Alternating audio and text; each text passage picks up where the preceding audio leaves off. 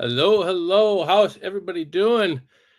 First stream of 2025, which ties me for the same amount of streams as I did last year. So there you go. We've got Teresa Cobb first in the chat. Hey everyone. Hey Teresa, how you doing? Christine Alverson.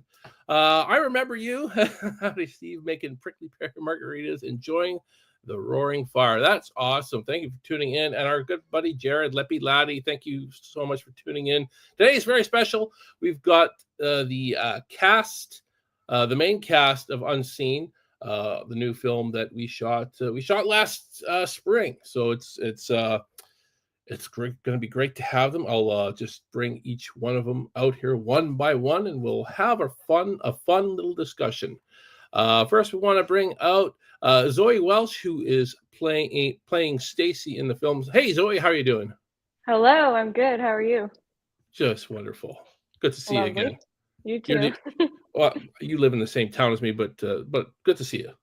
You too. We don't bump into each other or anything very often. No, weirdly enough. Then we've got Trinity Chase is playing Crystal, our protagonist in the film. Hey, Trinity. How's it going? I'm good. Long time no see. Honestly, yeah. Yeah. Then we've got my buddy from Pennsylvania who helped out on set like with everything he could. Our buddy Roland Keller. He knew we were like short-handed crew-wise. He's like, I think I can help out here and there. I can run some camera. I can, we have some extra hand. I miss this guy because he was so helpful. He was so accommodating.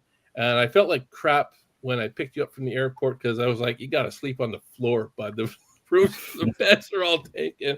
I thought this guy's going to hate me. He was like, no problem. How you doing, man?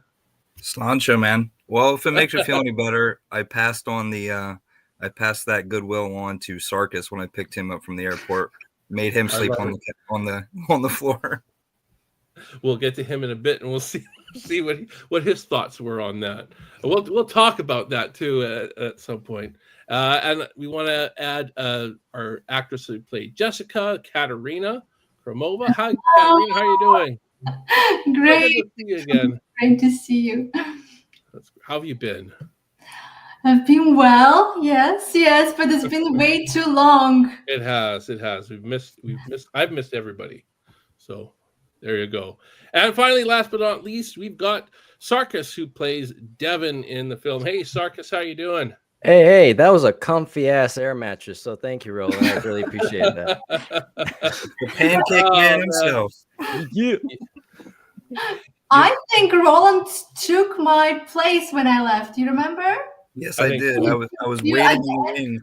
You got a comfy bed. I don't even think the bed was cold before Roland moved in. Nope.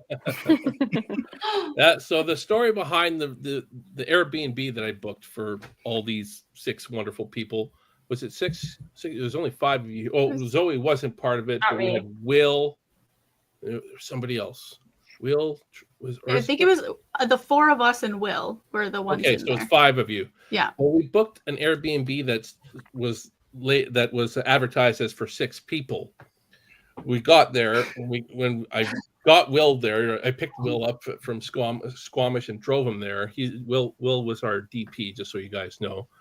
And we get in there, like, oh, there's only 3 bedrooms. It said it was for 6. We got 4 other people coming here. Where are they going to sleep? And I guess what they were saying was that it was for couples, like 2 rooms per person. Oh. So I didn't know that. So I felt like an idiot afterwards, but it was already booked. It was already paid for. It was actually quite romantic. Once we arrived there, we were greeted by a bottle of wine, and then when we went to our rooms, it was like Parisian decor, Like, it was a nice place. It was a little far from shooting, but hey, it's all good. We got some more people in the chat I just want to acknowledge. We've got Pupo Das, New Promotion Vintage Films. Hey there, Pupo. You're going to have a small thing in our film too, I believe. We've got Nerd King Productions. What's up, everyone? Thank you for tuning in. And Kimberly from Macabre-ish. Hey, Kim, how you doing? Glad you could tune in. And another member of our cast. Maybe we'll have her on the show again someday. Jamie Hill, who played your mom, Trinity. It's my mom. It's That's your so mom. exciting. Hey, Jamie, how are you doing? You probably don't have to worry about doing ADR for your scene, just so you know. I haven't mixed the audio. I've put all the audio in, and I think yours is okay. We did do ADR on Tammy though, because hers really needed it. And actually, if I'm going to do ADR on you, I need to do ADR on Trinity too, because both your audio is just as bad in that scene. That's all good. And there's our buddy John Evans from Behind the Fiends. Hey, John, he's one of our associate producers. And thank you for. Sorry, I just got off work, but you're 3 hours behind me, so I'm surprised you're even off work now. Isn't like 3 o'clock there? All good. And then we've got Brandon Leaphart. What's up? Good looking Roland. Is it one of your buddies there, Roland? I've never met the guy. Okay. No. Okay. You got a fan there. Is it? No, that's a producer buddy of mine. Excellent sound man as well. Oh yeah, there you go. Someone from Hawaii. Yes, that's John from behind the Fiends. Oh, okay, so you're 2 hours behind. I thought you were 3 hours for some reason. So 4 p.m. there in Honolulu. Okay, that's good to know. And another one of our cast members is in the chat here, Nate. Yeah, the Kelowna Killer. Kelowna Killer. There you go. He just got a the killer in our film? No. Did he though? We don't know. I saw he was in timeout on his hockey team. I don't know what he was doing though. Smashing or something. There you go. Well, it's great to see all you guys. We'll catch up with the chat in a little bit, but I want to talk to you guys all real quick first. Nothing too extreme as far as questions go. I like to keep it light and just kind of ask you all more or less the same thing. Maybe the chat will have other questions for you guys, but we'll see. How did you all get involved in acting to begin with? We'll start with Zoe. Well, I was a dancer when I was little, like very little. I started dancing when I was 3, and I danced up until I was 18. And I think that got me onto being like loving being on stage and performing. And then I also, when I was little, my favorite thing to do was watch movies and watch TV. I loved Barney. I loved watching real people on TV. I wasn't a cartoon person. So I remember just like watching, those people on the TV and being like, how can I do that? How can I be that person? And yeah, it wasn't really like a distinctive moment that I can remember, because I think I was so young that it just kind of always been the thing that I've wanted to do. So I've been doing it since I got my first agent when I was 13. And that's when I started getting on set and getting to do that, which has been amazing. And that's all she wrote. That's awesome. Yeah. So you started pretty young. I did, yeah. I was still heavily involved in dance, and it was competitive dance, so that took up obviously a ton of time. But yeah, it's always been the thing that I've been the most obsessed with and in love with. So yeah. Well, that's really awesome. There you go. Trinity, how about you? I just kept doing it. That's the craziest part. Like I was a like did it as an option in school type of girl, and then I just kept doing it more and more, and then I never stopped, and I kept going to school to do it, and then I started doing it outside of school. But yeah, like I went to like an arts high school, and it's like the opposite of what you see in TV shows where they underfund the drama department and fund the football team. Our football team was kind of embarrassing, so it was like the opposite. And like my drama teachers were very encouraging and like telling me this is something that tons of people do for their lives. So like this is their job 24/7, which did not click in my mind originally that I was like, oh, I can do this as a job, and like that's crazy. So I just kept doing it, and then I moved to Vancouver to do it more, and here I am. There you go. Yeah. And you got the lead in our film, and God knows what you've done since. We'll touch on that. Who knows? Everybody. Roland, how about you? I started out as a professional wrestler, and I've always loved performing. All the movies and TV shows I grew up on, they were like my teachers and my best friends, and my parents and my babysitter. I got a walk-on role in an action film, and because of my wrestling background, I was able to do some stunts that other people weren't there, or professionals who were supposed to be there didn't know how to coordinate and stuff. So I ended up falling into that role, and then little by little just kept chipping away at like little small roles here and there, extra work, and under 5, and then slowly started stepping away from acting, and then moved into the behind the scenes area, whether it was on the production side or writing or directing. So yeah, I got one foot in, one foot out kind of thing, whether it's in front of the camera or behind the camera. Yeah, I love that you helped us out behind the camera, because the first few days on set we didn't have you. We did have some students, but helping out on set, you could tell they were fairly new to this. But they had some knowledge though, some of the stuff that our DP was doing, and they were good at listening to him, but they were not able to be there every day, and there's some days where we had just Will and Nathan, our sound guy, basically were the entire crew, and myself, I guess. And it was like, whoa, are we going to be able to do this? And Will stresses out very easily. I don't know if you guys noticed that about Will. I love the guy, but yeah, he does. If you don't have his coffee ready for him and all that stuff, he's going to be a grumpy guy. It's like an IV drip for him. Yeah, exactly. Yeah. I always had to make sure I got him lots of coffee every day. Making movies is hard, so it's easy. It's easy to get stressed out, even when things are going well, But that's the thing. Whether it's no matter what your experience level is, we all have to start somewhere. And if you're able to show up, as long as you show up, you work hard, and you work together as a team, you'll always figure it out.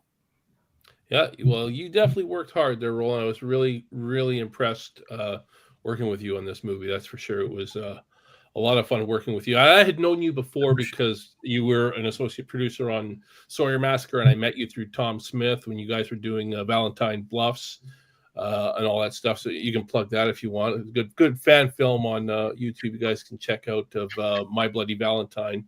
And you were a producer of that, and you were also in that as well. So that was pretty awesome. And that's how I knew you could act, because I saw you in that movie. And I was telling Tom that I still needed to fill this role, and I just don't have the right look. And he was like, "What if?" And I needed because I needed Tom to do something. We'll just say we needed Tom to do something, and he's like, and he suggested you because you work closely with him, and it worked well. So that was great. That was great that we were able to get you into this film. So it was a great experience working with you, Roland. No, absolutely. And the acting part is all smoke and mirrors. I mean, there's a reason why I'm more behind the scenes now. Everybody else on the set, like the whole cast, especially at the Airbnb, like we all got super tight, and everybody just blew me away with their performances. And I'm a huge advocate for improv, mostly because I can't remember my lines half the time. There's one scene where you did some good improv. I'll say that, where I was like, I have to make sure I keep a lot of this improv in there, because it, like on SAWYER Massacre, we had William Instone was basically the same as you. He couldn't remember a lot of lines, and he improv'd every scene.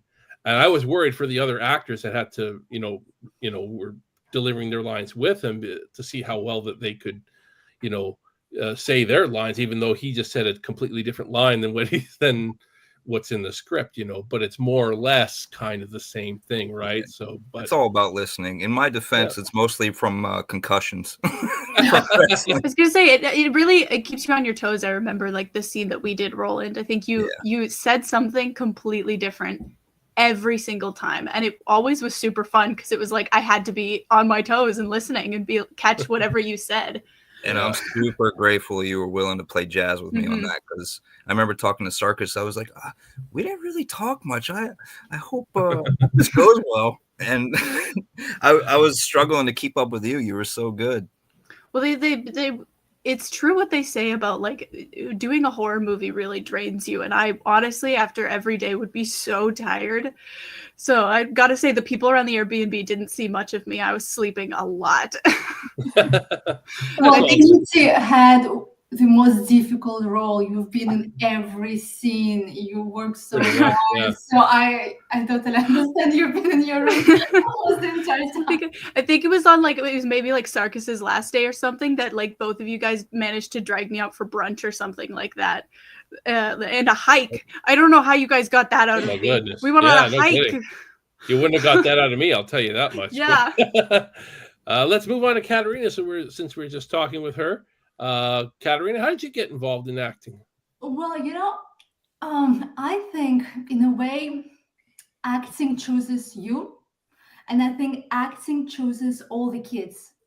I think it's very natural. It's as a kid, we're always play pretend, and I think as we grow older, as a kid, I didn't really make the choice to perform. I just loved performing. It felt very natural. But I think as an adult, I still keep doing it for a very different reason now. Because now as I'm growing older, I am more conscious what is happening around me. I am more shy. I think what people may think about me, and so I feel the older I get, the more I am in my shelf, and I don't want to be in my shelf. So for me, every time I go on stage or even like during the interview, I'm coming out. Every time it feels brand new experience. And I think acting really like brings me that feeling of freedom, of go out of your comfort zone, explore that part of you. And I think that's what keeps me going, because if I stop doing it, I will just be home. That's awesome. That's my experience. Now, how old were you when you first got into acting? It's hard to say, because I was performing. First I started as a model, as a child model. I was doing some publications, and then I was starting dancing, and I did professional ballet and Latino Americano.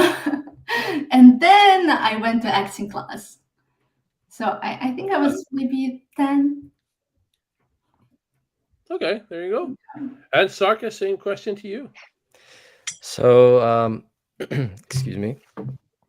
In middle school, I was the class clown, and I did everything and anything to gain attention. And so I was like, I'm onto something here. Maybe I want to do this for a living, And so when I was in the 8th grade, I discovered theater, and that's when I started, acting in plays and whatnot. And yeah, from that point since, I did theater and then transitioned to film and television in college. And yeah, that's pretty much, yeah. There you go. Oh, you guys have all got a fair amount of experience. Great. Let's check in with the chat here for a bit. Let's see if there's anything. How about you, Steve? How did you get into the acting? Oh, we cannot ask you a question. You can ask me. You can ask me. I mean, it was just kind of a different point in my life. I had been playing music most of my adult life. I played in the club scenes around the Okanagan, did that for a living for several years. Then I ran a music school for a good number of years. And after I had met my wife, it was just always, the writing thing was always kind of a thing with me. I always enjoyed writing short stories and stuff like that, and always had different ideas. And you know, my wife of all people, thank you, Rayma, was so supportive of my writing that she was just, why don't you try directing? And enough people in the community were like, yeah, just do something small and give it a go. And here I am, more than 10 years now. I've been making really low budget stuff, but you know, learning as I go and making tons of mistakes. I'm definitely I'll definitely say I'm not the greatest director of all time, or I'm sure you guys were like, oh god, is this guy going to give me any real direction or what? But you know, but you know, you learn as you go, and again, when you're making movies at these types of budgets, you know, it's tough. It's tough.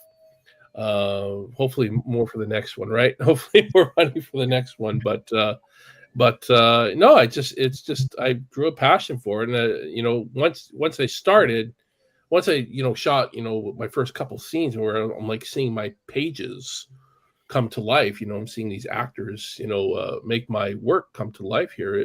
There was something really, really cool about that. I really thought that was amazing. So yeah, I just stuck with it. It's been a passion. And I think support is so important. And but I'm curious, if you didn't have that support, if you didn't have that validation from your wife, do you think you would be where you are right now? Oh, I don't know. It's just I never think that way, and I'm somebody who never thinks of what ifs. You know, I'm always, this is the way it happened, and who knows? You know, if I didn't meet Rayma, with somebody, have I met somebody else that would have been supportive in that way as well? Who knows? I mean, it's You're just forward looking. The way it is, you know. This is what happened, you know. Who knows? There's probably a million different parallel universes out there where there's so many different possibilities that have played out, you know, in your life, and this is this is one of the possibilities that's playing out right now, and it's that's the way I kind of look at it, and this is my reality, and I love it. I love that I did it. You know, it's I've always been kind of a true believer in do what you love sort of thing, you know, and because, you know, when I was younger, I did jobs that I didn't really like doing. You know, I was a cook in a restaurant and cook / dishwasher in a restaurant, and I was a baker for a while, and you know, I spent a lot of my early 20s just working, and it got to the point where I'm like, I don't want to do this anymore. So I better do something to get my creative juices going. And then, you know, I got into the music industry because I was always playing music. So, you know, I just kind of jumped into that and never looked back. Anyways, moving on. Enough about me. What's that, Roland? I was going to say, from my experience, you know, the support of a good partner can make a good person a better person. And I can attest to your wife being a saint. She was a godsend on set to us behind the scenes and the cast and crew. She was always there to help out. So really appreciate that for sure. To her for being there. She'll probably watch the replay of this, and she'll enjoy that comment, I'm sure. And just so you know, Roland, like, everybody was praising you quite a lot, especially me, because you made my life so much easier. Anytime you could sub in from my hands, I was like, yes, thank you. And you have big meaty paws, so hopefully you're good at editing. Oh man, like, I don't know, maybe it could be considered spoiler to some people, but we had like at least a dozen people playing the hands of the killer in the movie. It'll be a good Easter egg. Did how many people in this chat right now actually played the hands of the killer? So we got Roland, Sarkis. I don't think it's any of the girls. Actually, some of the girls did actually. Yeah, I think Tanya did, didn't she? I think I did once, right? You might have. I think I did. And some of the students, Will, our DP, did at least a couple times. Yeah, I think I feel like there was at least one other actor that did. I thought maybe Sarkis had done it at one point, but maybe not. I think Will remember doing it. Yeah. Did Steven do it? He might have. He was there a couple of days as well. Yeah, there's a good chance he might have. And any Yeah. excuse I could find somebody else to do the hands of the killer, I was like, yes, because I feel like I'm so bad with my hands. I really do. Anyways, I want to talk to the chat a little bit here. I don't want to ignore the chat altogether. We read all of that. Oh, we got Poopa Daw says, was badly missing these live videos. Team Sequanda Films forever. Thank you so much, buddy. A lot of laughing emojis from Brandon. Can't remember what that was about, but Roland, I'm sure, remembers. It's probably just my face. Jamie. We don't have daylight savings here. That's why. So it goes from being 2 hours behind us to 3 hours behind us. That makes sense. So in the spring. Yeah, there you go. Here's a good question here. Dance battle engage. We're gonna do a dance off. Who's all dancers here? Not me. I'll tell you that much. I know Zoe said she's a dancer. I guess it'll be me and Katrina. Yeah. Okay. All right. Let's let's see the moves. You got Leppy Laddie here. Did you all do anything special to prepare for your roles in Unseen? Oh, there we go. Very good. Well, a couple of these people were cast like a week before filming started. Zoe and Katerina, I will say that. I think Zoe was less than a week. Katerina, you might have been. We cast you, I think, maybe a little more than a week before we started filming. Yeah, I think it was like 2 weeks. Maybe 2 weeks, yeah, something like that. And but Zoe was like under a week before we started filming, and it was like, yeah. Oh boy, I hope she can do it. You know? I think there was 5 or 6 days, something like that. Ooh. Wow. Yeah. Wow. Yeah. For me, yeah. So going back to the question here, we'll start with you, Zoe. Did you do anything special to prepare for your role? Yeah, I mean, I work with a great coach, so I worked extensively with my coach on this because, I mean, there was limited time, and obviously I wanted to do a really wonderful job. So, I mean, there was lots of things that kind of went into that. It was kind of cool because, you know, like Steve, like you emailed me, you know, and here's the script and here's the breakdown for Stacy, but I mean, you kind of have to flesh everything out on your own, which was cool. And I really liked that, like, Steve, you gave me the freedom to do that. You know, like, I think depending on who you're working with, some people are like extremely specific about what they want. But I felt like I had a lot of room to just kind of discover who Stacy was. So it's honestly, it was just a lot of, you know, who is this person? Where does she come from? Why is she friends with these, with Crystal and Jessica? Like, what's that relationship? That was really important to me, was kind of discovering that relationship between Jessica and Crystal and Stacy, because that's who I think all my scenes were with. So, yeah, so that was very important to me. I also had a lot of fun with Tanya doing my wardrobe, because that also, like, same thing. It was very, Steve, you left it very open to Tanya and I working together. And so, like, I find that really fun, you know, like what I wear really makes me feel a certain way. I think that's the same thing for a lot of people. So discovering like the wardrobe for Stacy was really cool, and just having cool add-ins, like she always wears these earrings and all these other things. Those were kind of like the special things for me, I guess, in my preparation. Yeah, but I think it was just like a lot of using my imagination. Like Katrina was just saying, like, we don't ever really play pretend unless we're doing this. And when you get the chance to build out a whole entire person out of basically, you know, there's the writing, but other than that, I mean, you have to do that all yourself. So yeah, exactly. I had a lot of fun with it.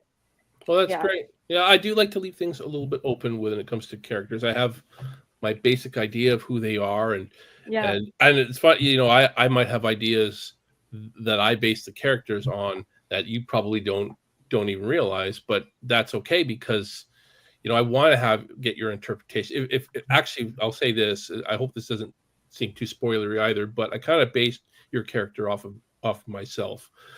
So I based the ADD and all this kind of, you know, I was like, okay, yeah, this I want to have somebody that I can relate to in this movie, because I didn't really have anybody in the movie that I felt like was like me much. A little bit Brady was maybe a little bit similar, had some similarities to me, which I won't get into, but you know, I think Stacy had the most things that I was relating to. So there you go. Yeah. Well, I think I really fell in love with it because I mean, all the characters, but for me, like Stacy was so relatable, and it was easy to like. As soon as I read the script, I was like, I know this person, which was really nice, and that's like a testament to your writing as well, because that doesn't always happen.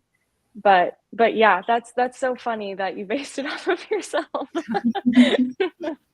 A little bit. Obviously, I'm a dude, not a gal, but you know, a little different. Just characteristics, a lot of characteristics, you know, because mind you, I would never be, you know, taking what you guys were taking in school. But you know, that's about the only thing though. But anywho, same question for Trinity. Yeah. The craziest part was like I think well over a year with the script, Steve. I think like you were like the first person we cast. I think. Yeah, like I was cast almost 3 years ago, and I got the script really fast after that. And I remember I had a phone call with Steve, and you mentioned you were like, "Oh, watch a movie called Black Christmas." Before I don't know if you said before you read the script or like during. He was like, you just said that was like a huge inspiration for it, and I did that. I did my homework, I promise, and I actually really liked it, which is funny because I hate horror movies so much. I get so scared so easily, so it's crazy, but I really liked it. So that was like an actual homework I got from the director that I made sure that I did. And honestly, if you want to get ready to watch the film, go watch Black Christmas. It's really good. And honestly, the funniest part is usually when I'm doing a character, like especially one this large, I'll usually tie them very closely in with music, with like a playlist and songs and stuff like that. But Crystal is actually, for me, is silence. So I didn't make a playlist for her, which felt so weird. And like I would specifically like not listen to a lot of music with like when I was contemplating her or thinking about her. Like I would sit with her because she has a lot of her head is already so loud that it's like there's not a lot you can use to kind of deafen that or muffle it, which really sucked because the Torture Poets department had just come out and I wasn't listening to music. So I was struggling a lot in that Airbnb because I was like, I want to listen to Taylor Swift's new album, but I can't because I'm trying to stay in character.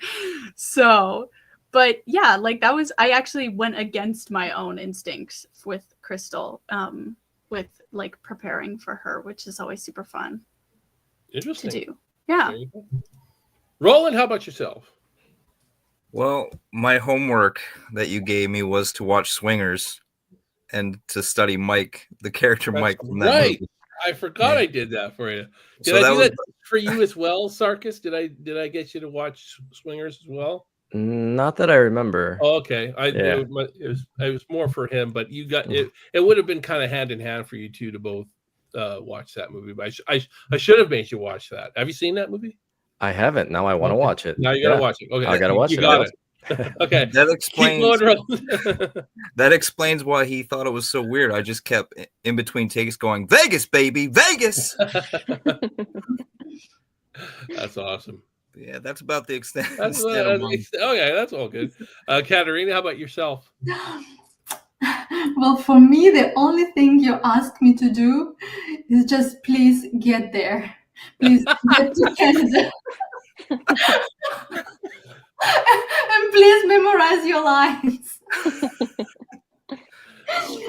You know, it's the first movie in my life that I had such a big role where I didn't had time to prepare for this big opportunity.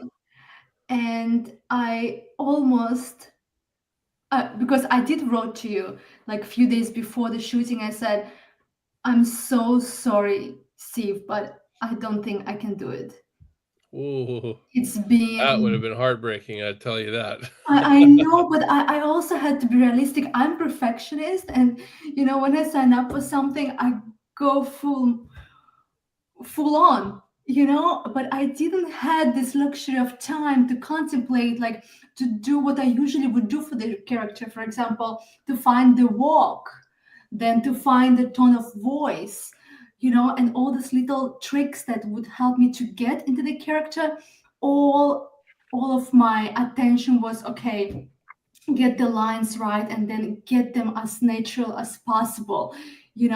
I feel it was such a challenge for me when I was on call on set. I was still memorizing the lines, and I wish that I could just be completely fluent, but you guys don't know. But in a way, I cheated. But I still want to say it because I think it's a part of making mistakes and doing your best, and it keep going. And so I was writing part of the dialogue on the walls, like on my fingers. On my So forehead. when you watch a movie, you can pay attention where my eyesight is going, But I, from everything that I went through, right, like this mental struggle, I think what I learned the most about from this project is don't be hard on yourself. Like, if one thing I Very learned much. is, you showed up, you did your best. And I think that's enough. And I think next so. time we do better and better and better. It's a work in progress. And you've been it's been such a pleasure to work with you, because you were so open to my mistakes, to take it easy. You made sure I feel really comfortable. You were so understanding, and I really appreciated that. Oh, that's great, Katerina. And I just want to also say, all the producers saw a rough cut of the movie, and you all got a lot of compliments from the producers. So that was a really good sign for me that you guys were all right for the roles that you guys were given for this movie. So very, very proud of you guys as a cast. You guys all came together and really made it work better than I could have imagined, especially considering Zoe and Katerina cast this close to shooting the film.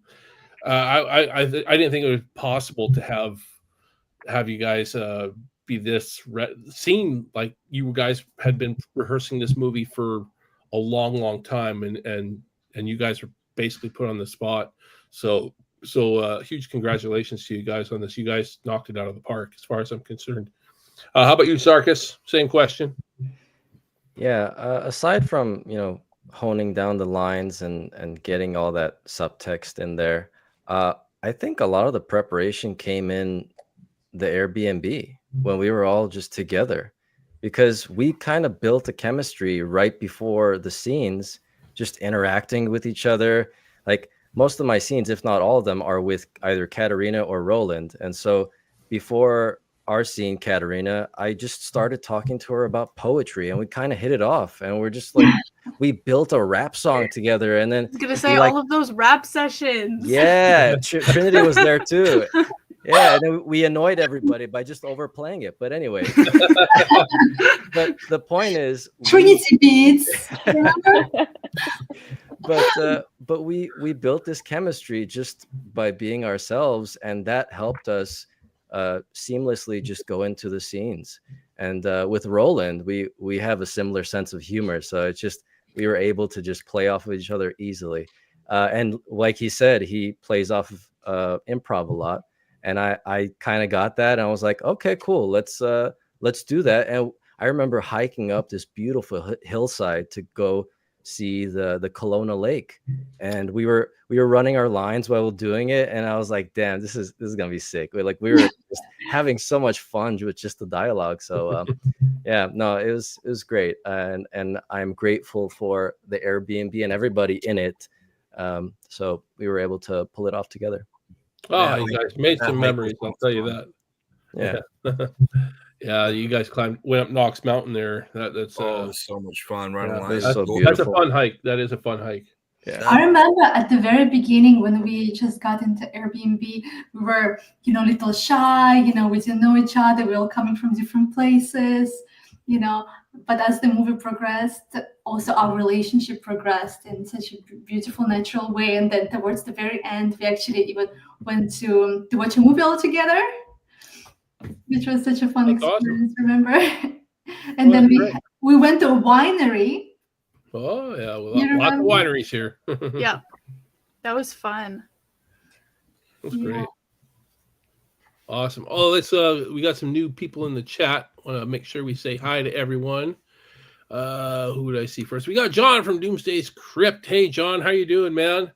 I'm gonna be on John's show next week on Doomsday's Crypt, and if any of you guys are available, it's on Wednesday night, I believe. If any of you guys want to join me, you're welcome to. John's a very awesome guy. Trinity, you were actually on his show with me one time. Yeah, I was gonna say, I think his and who was the other lady whose shows I was on? I can't remember. We did a couple of ones. Boy, yeah. I just saw her name just like not even that long ago. Like I think like 15 minutes ago, and I can't even remember. I'm so bad with names. Yeah, it's yeah, and there's so many. Against All Odds Productions. Heyo. Thank you for tuning in. Johnny Horror, thank you for tuning in as well. And I think this is Susie Ramirez. Thank you for tuning in as well. I think that's everybody. We have a question here from Brandon. Did anyone have to do any particular changes? Where is that one? Here it is. Yeah, did anyone have to do any particular changes, workout, shave, haircuts? Yes, and I can say that to a degree. Roland, I'm looking at you. I was gonna say some of us look really different now than like what you'll see on screen. Not too different. Like Sarkis, your hair is a little shaggier. But Roland, the beard more than anything else. Yeah. We can't tell you why he had to shave the beard, but he had to shave the beard. Yeah. Because the whole movie is how many hours? Like it's just a day, right? A day, one day. The timeline of the movie. Timeline of the movie is 1 day. Exactly. So I think it's a Friday. It's a Friday. Yeah, it's so like tonight. Tonight's Friday, right? Yeah. Was to be consistent from scene to scene to scene because we've been shooting for I think 3 weeks. So we would have to make sure that we wear the same thing, that we do our hair the same way. Yep. And yeah. I was gonna say that's probably where like Tanya and I can't remember the lady who helped us with hair, but that was probably the hardest was like getting our hair the exact same way every single time because it was usually a different person almost every night doing our hair somehow. So I remember in one scene I was actually married for a little bit. I'm not sure if you kept that scene or not, but I forgot to take off my wedding ring. Oh no. I didn't notice it, but do you remember where? Do you remember where in the film? So I can look for it. You know what? Honestly, Katerina, if that's the worst thing that's wrong with this movie, we did a damn good job. If that's the only kind of you got a ring in one scene and no ring in the other scene, I think we can let that pass. But I mean, all these low budget films, even Hollywood movies have big mistakes like that. I've seen an episode of Friends where Joey was wearing a black shirt from one shot, and then the next shot that comes right after, it's a purple shirt. What the hell was up with that? So it's I don't know, who knows why that happened. It just somebody forgot what shirt he was wearing, I guess, from shot to shot. I don't know. They probably shot it a day later or something like that. But yeah, I mean, it's things like that. I mean, there's always going to be some small mistakes. So a ring, if that's the worst thing that there's going to be in this movie, then it's going to be a pretty good movie, I think. There was one scene, Katerina, with you actually on your phone with somebody in a scene, and I had a hard time changing it, but I finally did, because you had a certain screen on your phone that made it look like you weren't actually talking on the phone. Yeah, I remember that scene. And there was 2 usable takes, one that without that and one with it. And the one with it, I really liked your acting on. I really love her acting. I looked at the other scene. It's like, it's really close. It's like they're really close. But the producers were not liking that phone screen. And I don't think we could have removed that in post.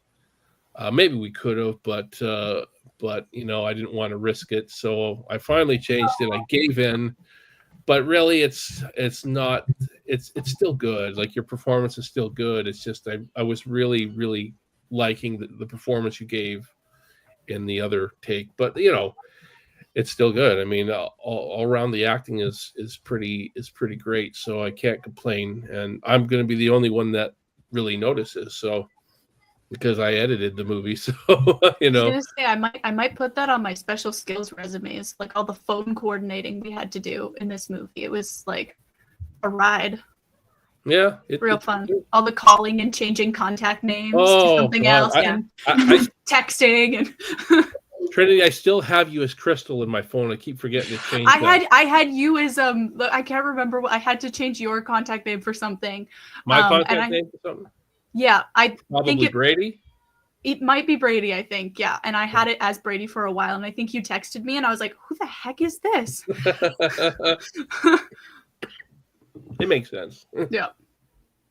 But anyways, so that's that. Good question, though. Thank you so much, Brandon, for that question. Let's see here. Against All Odds Production presents, where in the post-production process are you now?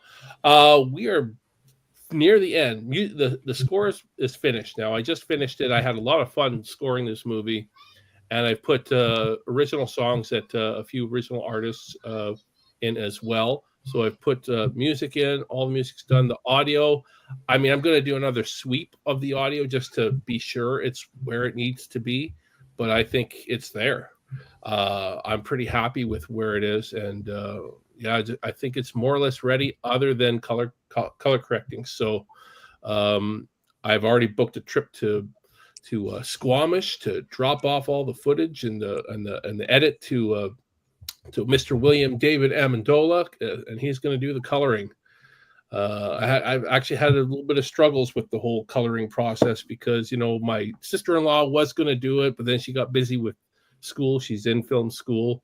So she was going to do it, and because William didn't have all the stuff he needed for coloring, but now he does. So he's like, okay, I'll do it now, because my sister-in-law is just not. She's too busy at school, basically, to do it. So yeah, that's where we are. It really just needs to be colored at this point and add the credits, and it's a finished film. So I mean, I think it would be done by the spring. And then the mystery is, when is it going to be released? Well, it's going to depend on the whole distribution process, which I have never experienced before. Because, my last movie was a fan film, and the only other movie I made before was, well, not up to par, we'll say. So, so it's never been released. So, I mean, this is my third feature film, and this will be the first one that's eligible for distribution. But I know I've got to be careful with that process. I know I've got to get a entertainment lawyer and all that kind of stuff. But I've got a good team of producers that have good connections. So I'm confident we'll be able to land something pretty decent distribution-wise. I'm absolutely positive that Universal Studios is just going to jump right on this movie. What do you think? No. I don't know, Steve. I've been in talks with like HBO and stuff, and they might want it. So. Like, are you being serious now, or are you being sarcastic? No, I don't know HBO. I wish I did. Netflix is getting in there. Disney's thought about it. I've got an RSVP from Warner Brothers. We'll see what happens. Netflix, you never know. You never know. All-out bidding war. I have heard that it is fairly possible to get a movie on Netflix, and we did shoot with our camera is Netflix approved, the camera that we shot on, and we did set the settings properly to make it, because you have to set it a certain way, otherwise it's still not approved. So we did make sure it was set, so we are eligible. It's just, do I actually think it's going to get on Netflix? I mean, never say never, but I'm not going to hold my breath. That would be probably the top possibility, though, for us. I think if the movie got on Netflix. Don't sleep on Tubi, man. Tubi's coming in there. Yeah, I've heard good things about Tubi. I've watched some good movies on Tubi. So yeah, they did a whole rebrand recently. They're oh yeah, they're stepping up their game. Yeah. Yeah, I'm really excited for it. Like I'm biased, of course. I think the movie's great. I was like, but I can honestly say, though, I mean, after we shot, nobody in this chat was involved in the Sawyer Massacre. In fact, it's very strange that nobody that I worked with on this movie was directly involved in Sawyer Massacre. Roland, you're the closest one, being an associate producer on that movie. So this was kind of strange. But after I left Texas, after wrapping shooting in Texas on the Sawyer Massacre, I just remember feeling like, oh man, I really dropped the ball on this movie. This did not, because I got like maybe 10% of the shots I wanted to get for the Sawyer Massacre, and I was like really kind of down on myself. I thought I made a crappy movie. And you watch the edit come together, and I'm like, oh, it's not definitely wasn't as bad as I thought. And it got decent reviews and everything, so I guess it's not that bad. I'm too hard on myself, but I was gonna say we watched it maybe like 17 million times. I think it looked really good. I actually gotta give the cast of the Sawyer Massacre some credits in this movie, because they're on the TV the whole time. So I gotta reach out to all of them, let them know, hey, just so you know, you guys are gonna all get cast credits in our movie. Replaying in the corner, and I was watching it when in between takes and stuff. And actually, even this podcast that I do makes a cameo in it as well. It just naturally came on after the Sawyer Massacre or something when we had it playing in the background. So I do make a cameo in the movie, other than just my hands. But anyways, finishing that thought, I just remember feeling really bad about that movie, and it turned out okay in the end. It turned out to be, not a terrible film, which I thought it was going to be at the time. And after filming this movie, I didn't have that same feeling. I felt like we actually made something pretty darn decent. So that was good. And I guess the one other thing that was kind of good about wrapping up production on this is knowing that I have the opportunity to go back and shoot anything else I need to shoot for pickup shots, which I ended up doing quite more than I thought I was going to do, actually. But I really kind of needed to, because there's a few scenes that we needed some good pickup shots to tie them together. One particular scene with Trinity in it, actually, I needed an extra shot, and I was like, oh, I need this extra shot in this scene to build some suspense. Trinity, of course, was not here, though. I never got you back from Vancouver to come here to be in the scene, but we did it without her, and I found a way to do it without her. And I'll just say I can't believe how good that scene is now with this extra shot. I won't spoil it for anybody, but we'll say it involves you being in a bathroom, which you probably still question, because you were in two bathrooms in the movie. I was, yes. Oh yeah, now that I'm thinking about it. Might text you later. That's what it is. I'm intrigued now. I want to know. I'll let you know. But I was pretty happy with the pickup shots on that. And another thing I had to pick up. Well, we didn't have the.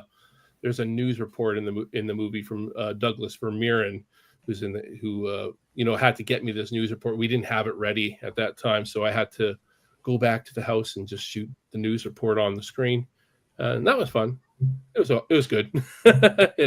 Lots of reshots, lots of extra shots, I should say. I wouldn't call them reshoots, because I didn't reshoot any scenes or anything, but it was nice it was kind of cool to just get little pickup shots to tie the scenes together a little bit better. Yeah. Anyways, enough of that feeling of dread, though, that you were describing. It's real. It's quite natural. and yeah. I don't think it ever goes away. That's why I thought it was really odd towards the end of Unseen when you just kept saying to me, Roland, I think we might have a good movie on our hands here. Right. I don't want to jinx it, I was like, I don't want to jinx it, but I actually think this movie's actually not too bad. I was like, wow, he's really positive. I like it. That was probably the most positive I'd been on a film set because I mean, there's definitely when I've shot other stuff in the past, there's been scenes I've shot that were like, well, this scene came off really well. I really liked the acting that I did in a particular scene here and there, and it'd be like that. But with Sawyer Massacre, there was a lot of pressure on me, obviously, because we had raised something around 70,000 Canadian dollars on Indiegogo, and I didn't want to let all these backers down on that movie. We didn't have quite that many backers on this one. We probably had only about half, in fact. But and I put a lot of my own money into this this movie too. So the budgets are actually fairly similar, but I didn't feel like I had quite as much pressure, I guess. But still a lot of pressure when you have people supporting you. You don't want to let them down. Whereas, before I did Sawyer Massacre, the stuff I did that was really like micro budget stuff, cost a few $100s to make or whatever. You don't feel like you have all this pressure to make something really that awesome, that has to be distribution and blah, blah, blah, win all kinds of award. So yeah, I mean, Sawyer Massacre was an experience. I'll just say that. This was an experience too. We definitely had our share of complications on this set. But we pulled through. We definitely did. And crowdfunding is like a full-time job. I don't think people realize how extensive and how exhausting it can be to do something like that. Like I have already told Tom, who did Valentine Bluffs with me, in fact, I saw Tom in the chat somewhere. Where did I see? Oh, there he is. There he is. Sorry, I missed you, Tom, earlier. What's up, everyone? Thanks for Valentine Bluffs. Plug, Steve. Stay sick and twisted. No worries there, Tom. Good to hear from you. We got to chat again soon. And we got a good amount of chat here, actually. Any other questions I have in the chat? I've been ignoring the chat. Sorry, guys. It's just so good to catch up with you guys. Just making sure we don't have any other questions. Need to get you all on a live stream, says as well, for John from Behind the Fiends. I've been on John's show a few times now, so he's a good guy. So if any of you guys ever want to go on his show as well. But I'm actually scheduled on the other John, Doomsday Crypt. There he is there. It'll be fun, been too long. Next Wednesday. So if any of you guys want to join me, you guys can. Here's a question from Poopa Das. How is Unseen different from other thriller movies from the same genre? If possible, please tell me 3 points. 3 points. I think that this. I'll give my thought. You guys can give your thoughts as well. But I'll say it's sort of the main thing is more than anything, this is a movie shot from the killer's perspective, much more than it is than I would say it is the protagonist's perspective. So a lot of this movie is putting you inside the mind of a killer who might not necessarily be a killer until this moment. Because I've said in other interviews, the idea with this person is he's just had the worst day of his life, and he's snapped. He snapped. In fact, Brett Wagner, who plays Crystal's dad in the movie, he compared it to the movie Falling Down. So, if you've ever seen the movie Falling Down, that's a good reference movie for this movie. Although this movie puts you in the POV of this killer, which you never see, by the way. I'll make that clear. You never fully see this character other than his hands and shadows and maybe his eyes at some point. But yeah, that's one point I could say. What about some of you? Do you guys have any points you think about this movie that is different from other, thriller slasher type movies that are similar? I think we had a ultra low budget, and you see all of us director, actors, but we've been also the drivers. We've also been set designers. You know, we did makeup. We did script supervision. So I think we because it's we didn't had a lot of support. We really were united. We were full on making this movie happen. And I appreciate that, but I always feel guilty when we don't have the support we need. We don't have the crew we need. We don't have the drivers. We don't have, But you know, this is a unique point. I think this is the beauty of indie filmmaking. yeah, Is to getting people from all walks of life, and we are figuring this out all together. exactly. Yeah. So It's that's very easy, you know, you have a lot of money and you can hire different people and everybody just focusing on their own thing. But the fact that we were so willing, you didn't even have to ask us, we were there helping each other. And I think this is a point, maybe number agree. one point, you know, of being united for the same goal to make something happen. I agree. Totally agree with that. Anybody else have a point they want to make for Unseen being different than other slasher films? I like the fact that you brought up Falling Down, because that was somewhat of an inspiration for another indie film I worked on, Pancake Man. But you see the killer the whole time, and it's also from his perspective.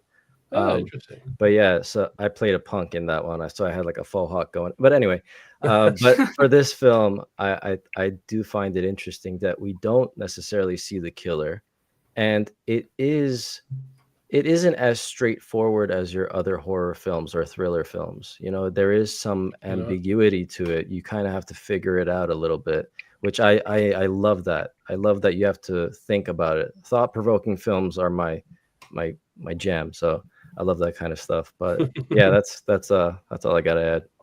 There's definitely ambiguity in this movie. I'll say that. I did, however, add a shot at the end to take away a little bit of the ambiguity, just a little bit. I felt like I had, because you know what, because SAWYER Massacre, to me that didn't have very much ambiguity in my opinion, but all the comments I got from people saying, what does that ending mean? What does that baby crying mean? Well, it's subtle, but it's you know, it's not, it's a little bit ambiguous, but it's not, you know, you should be able to figure it out. So I don't know. I kind of decided to throw the audience a bit of a bone, because there's so many things that are like, there's a lot in this movie. We don't know. There's so much we don't know at the end of this movie. And I didn't want to, excuse me, I didn't want to piss people off too much. So I did throw in a shot that isn't in the script. I don't think it's too bad though. I think it's good. I'll tell you guys later, because obviously I can't spoil it over the podcast for sure. But do you think we're going to have a premiere all together? I hope so. I'm going to try. I'm going to definitely do my best to make a premiere happen. I don't know where it would be. I have to figure that out, because you guys are all over the place. You know, that's the tough part is, you know, I could have it here in Kelowna, but because it probably makes the most sense to have it either here or in Vancouver, because most of the people involved with this movie are from one of the two areas for the most part. But, you know, we got Roland, you're in Pennsylvania. I would come back to BC in a heartbeat. I love it. Dude, same here. Yeah. There you go.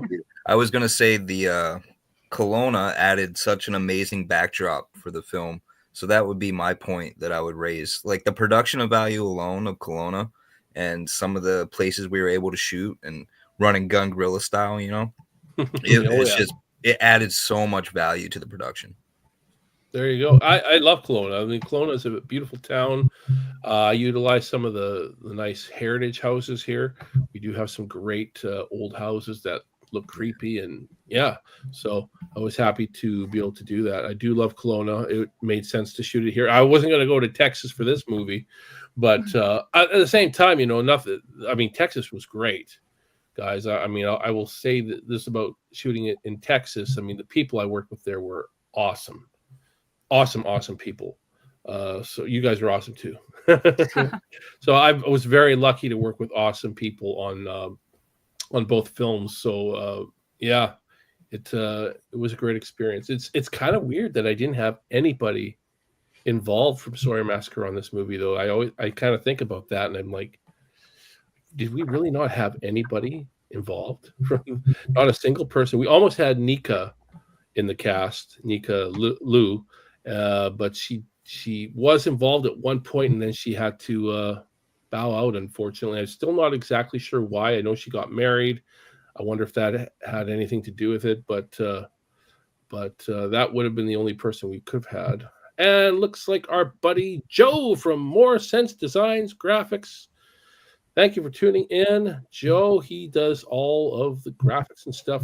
There you go. There's his logo. You can see his logo on screen twice now. There you go. He did like all the graphics and stuff for our trailer, and did the logo he did the logo for Sequanda Films. He does a lot. He's a great guy. So thank you, Joe, for tuning in. He says, hello, Steve. Hello, everyone from Unseen and everyone in the chat. Hope everyone had a great holiday season. Great to see the show again. Thank you so much, Joe. Always great to see you in the chat as well. So we're getting after 7 o'clock now. So why don't we get to just asking you guys what you guys have got coming up in the future. Start with you, Zoe. Okay. Right now I'm in the beginning of directing a show. So that's exciting. I have that coming up. And then I'm not exactly sure right now what I'm going to be doing coming up here for film and TV, but hopefully something really awesome. Yeah. Very cool. Very cool. How about you, Trinity? I haven't, in the past year, I haven't done that much, but I'm going to self-produce a play, a one-woman show here pretty soon in Vancouver. So if anybody here is in the Vancouver area, look out for that. I hope it'll be really fun. Probably my dream is this year, but it'll probably be next year because I still have to write most of it. Oh, yeah. So that's the catch that you got to do. That, But yeah, other than that, it's kind of just I've moved a little bit to like writing and all of that kind of stuff. So cool. I've been a little quiet recently, but keep your eye out. I'm out there. Well, you have a starring role in this movie, so hopefully after this movie, it's released and everything, it builds a good name for yourself. That would be amazing. You never know. Yeah. I personally think you're great. I think all you guys were great in this movie. I was like pretty blown away. And again, the producers all saw rough cuts, and they really liked all the performances given. They really liked Sarkis and Roland's scene together in the car. The dynamic between all three girls was, they had a lot of good things to say, for sure. How about you there, Roland? What do you got upcoming? On February 8th, if you're on the East Coast, we have a little film screening / industry meet and greet. There will be 2 short films, one that I wrote and directed that'll be premiering, one that I'm acting in, and then Valentine Bluss will be headlining the show. Wow. If you're in the Pennsylvania area, in the Poconos, it's called the Pocono Indie Project. Come check us out, man. Which city? So that is, someone help me out. East Stroudsburg. That's what it is. How far from New York? New York. I think that's about hour and a half, 2 hours. Okay, that's not too bad. Okay. That's where you are, I take it, Katerina, right? Yeah, I know you kind of go between LA and New York a bit, right? Yeah, I'm on the East Coast right now, so maybe. Are you sure? No one ever knows where you are. She'll be in Bali tomorrow. Just because. Never know, right? I'm actually going to Mauritius in 2 weeks for a craziest reason. I don't know if this is the proper place to say about that, but just because the story is really fascinating. My mom found her sister after 56 years.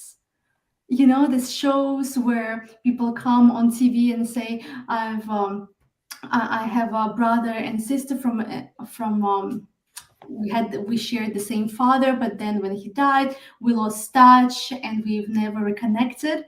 And then my mom started receiving so many calls, and one of the calls from her brother and sister, and they live in Mauritius, so I'm going to see my family there. Oh, Cool. So it's pretty crazy. Yes, life. So I am actually this year, my focus is to learn about the production. I wrote the script and I'm putting team together. I'm not a professional writer, so I'm looking for somebody to refine the script. And honestly, it's been such a challenging process because finding a team with who you can really connect, right? To collaborate together, to create magic together. It hasn't been easy, but I'm keep pushing. Yeah. So I'm trying myself as a producer. Oh, that's great. That's great, Katerina. Awesome. And Sarkis. I've already plugged it before, but Pancake Man is There you go. coming to a theater near you soon.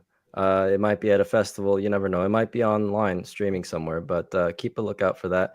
I also worked on an animation feature. It's a biblical story, the Book of Joshua. That will be releasing sometime soon. I'm wrapping up a feature script for a love epic. It's a romance film. Also, what else? Oh yeah, we're going to be starting. We're in pre-production process right now for another feature we're working on, which ties into another feature that I worked on in the past. So we're keeping busy. Yeah, we're doing all sorts of stuff, which is fun. That's awesome. I see we got some other new chatters here. Let me just go over the chat again. Oh, Johnny Horror, I'm going to buy the digital download or Blu-ray just based on how nice the cast is. Well, that's very nice of you. Thank you, Johnny Horror. I believe the link to the Indiegogo is in the description. So anybody who does want to go check out our Indiegogo, it is in the description. I am still about $20,000 in debt in this movie, so anything that you do get does help an old guy out, you know. And I still haven't paid for an entertainment lawyer yet either, so more money I gotta spend. Isn't that great? We saw him already. Tammy Nicole has a question. Is this movie totally fictional or is it based on true events? Looking forward to watching. It is fictional. I would say, as far as any truth to it, just more feelings than anything else, and some past experiences I had with different people in my life. That's about but it is definitely a fictional story. There's no story that's nothing that happened that's the same as this. Just little minor things. I based certain people, like I said, I based Zoe's character a little bit on myself, a little bit of Brady too. But so Roland and Zoe's character is like a combination of who I am. Who was Devin based on? Devin was based on Swingers guy. So Vince Vaughn's character in Swingers. You got to watch Swingers. Gotcha. Yeah. Okay. Oh, yeah. Vegas, Well, baby. Vegas, baby, Vegas. You know, so just some minor things, but no, it is a fictional story at the end of the day. It's not going to say at the beginning of this film based on true events or anything like that. No, it is definitely completely fictional. But hopefully it's good. Hopefully you can still feel like it's real, because that's the idea, is you want to feel like this could really happen, or you know, you've been close to that breaking point. And if anybody who's seen that breaking point where you feel like you could just murder someone, you know what I mean? You know what I mean? Anyways, Chatterbox. Hey guys, catching just the end. Seeing the invite. Hey, thanks for tuning in. I really appreciate that. What is this? About 2 hours. About 2 hours. Oh, I think that's what I was the saying. distance from the distance from New York. Okay, she is unseen. Okay.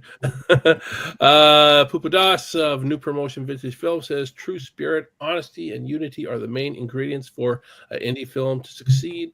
And that's why my gut feeling says Unseen will be a special movie. I great. you. We definitely had the cast. And we had a great crew. You know, it was a small crew. I wish we had bigger crew. I'll say that because it just we were zombies for a lot of this movie. When you have a small crew, it just tires you because it takes longer to get shots, and it's. I wish we had more crew, but it is what it is. The crew we had were great. Another side, it was small and intimate. And I think it's good. I think it really helped us to be more relaxed. That's good. I'm glad that it comes across that way, and I hope that nobody was too overbearing on set. I think everybody was pretty good, though. You fed us well and you housed us, and that's more than I can say for a lot of productions when I first started. That was important to me. Although I was a little disappointed in the house situation because I thought it was going to be six bedrooms, but you know, you guys seem to not care, so that's all good. You know, you guys didn't have any issues. So I think Sarkis and I kept the house up all night with our giggle fits at like 3 a.m. when we were supposed to be up at 6 a.m. But that was other so than much that, fun. it was amazing. There you go. Against All Odds Productions presents says Pancake Man is on my radar. Thank you. I appreciate that. Do you know much about the release on that, Sarkis? Is it going to be like you mentioned a theatrical release? Is it going to be in theater somewhere, like a limited release? The director is in talks with AMC at the moment. We're not sure if it has gone through yet, but currently it's in the film festival circuit, so it's going to all different cities, countries. So gotcha. Yeah, and it'll be on streaming for sure. Yeah, eventually. But if you want to know more, you can follow me at sarcastic_circus on Instagram. Plugs. There you go. And our good friend Michelle Blasky has joined the chat as well. Hey, Steve. Hi, everyone. Joining a little after work, but that's all good. That is all good, Michelle. Just to say hi. And Michelle is the writer director of a little film called The Third Channel. There's her, and Joe did the artwork there, just so you know, which is a fan film based as a sequel to Halloween 3 Season of the Witch. You can watch that on YouTube as well. So go check that out if you haven't seen it. Thank you for tuning in, Michelle. Chatterbox says, gotta go. See you later. Have a good night. Thank you for tuning in there, Chatterbox. I appreciate that. And just to wrap up, guys, where can we follow all you guys? Start with you, Zoe. Where can they find you? Yeah, you can just find me on Instagram at Zoe Marie Welch, just like my little name says here. Beauty. And Trinity. Yeah. I'm the same. You can find me. I think it's Trinity A Chase.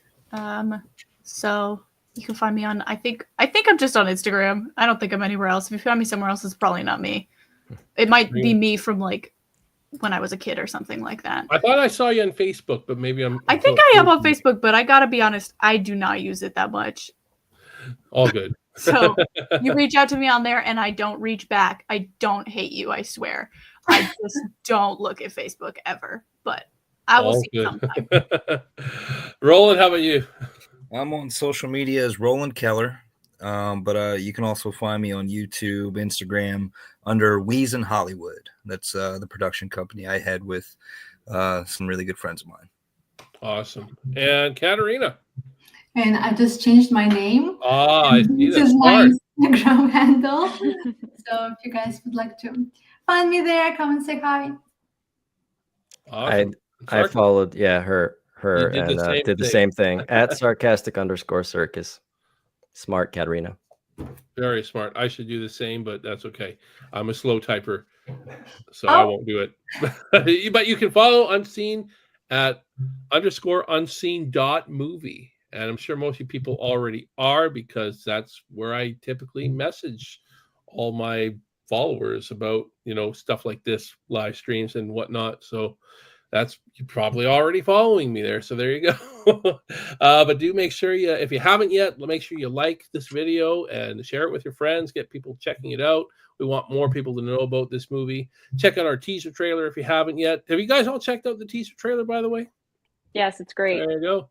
You guys, some of you are probably thinking, I'm not in this damn thing.